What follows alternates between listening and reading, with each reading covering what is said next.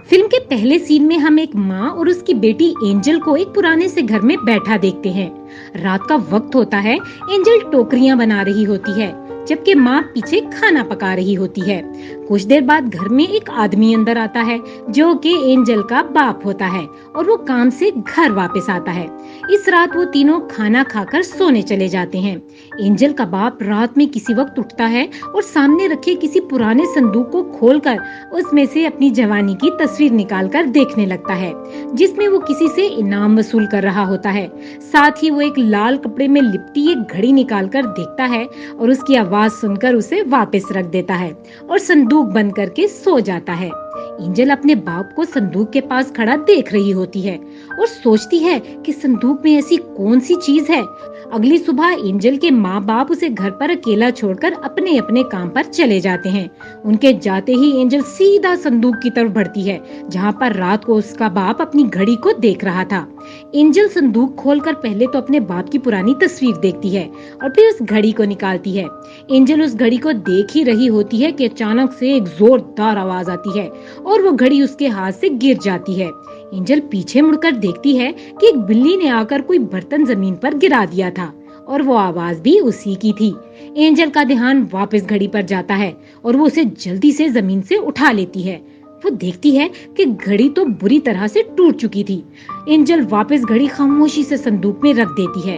रात को जब एंजल का बाप घर वापस आता है तो रोजाना की तरह वो सबके सो जाने के बाद संदूक में से अपनी घड़ी देखता है, लेकिन आज जैसे ही वो अपनी टूटी हुई घड़ी देखता है तो काफी उदास हो जाता है और खामोशी से घर के बाहर जाकर बैठ जाता है। अगली सुबह भी बाप उदास रहता है और खाना खाए बगैर ही काम पर चला जाता है। इस दिन जब एंजल घर में अकेली होती है तो वो टोकरियां बनाने लगती है। 5-6 टोकरियां बनाने के बाद वो उन्हें बाजार में बेचने के लिए निकल जाती है। वो सिग्नल पर रुकने वाली हर गाड़ी के पास जाती है और उन्हें टोकरियां बेचने की कोशिश करती है, लेकिन कोई भी उससे टोकरी नहीं खरीदता। यहाँ तक कि सुबह से रात हो जाती है।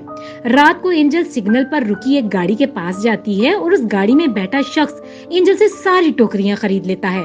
एंजल उस शख्स को वो टूटी हुई घड़ी दिखाती है और वो शख्स उसे गाड़ी में बिठाकर उस दुकान पर ले जाता है जहाँ पर घड़ियां ठीक की जाती हैं।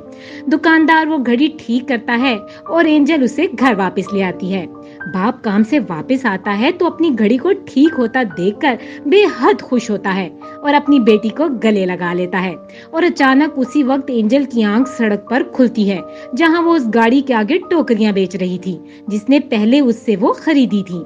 इस बार वो शख्स थप्पड़ मारकर बच्ची से वो टोकरियां सड़क पर गिरा देता है और सड़क पर ट्रैफिक गुजरने की वजह से वो सारी टोकरियां टूट जाती हैं। यानी उससे पहले जो एंजल ने घड़ी ठीक करवाकर बाप को दी थी, वो तो उसका ख्वाब था और हकीकत में एंजल की कोई टोकरी बिकी ही नहीं थी। एंजल उदास होकर वहीं सड़क के बीच फुटपाथ पर बैठ जाती है और इसी तरह उसे वहां बैठे आधी रात हो जाती है। सड़कें खाली होने के बाद एंजल का बाप उसके पास आकर बैठ जाता है और उसे प्यार करता है और उसी के साथ ये फिल्म खत्म हो जाती है। तो इससे हमें क्या सबक मिलता है कि एक तो किसी की चीज को हमें इस तरह छुपकर इस्तेमाल नहीं करना चाहिए, और दूसरा अगर हमसे कोई गलत काम हो जाता है तो उसे छुपाने की बजाय बता देना चाहिए, ताकि कोई मुश्किल खड़ी ना हो सके।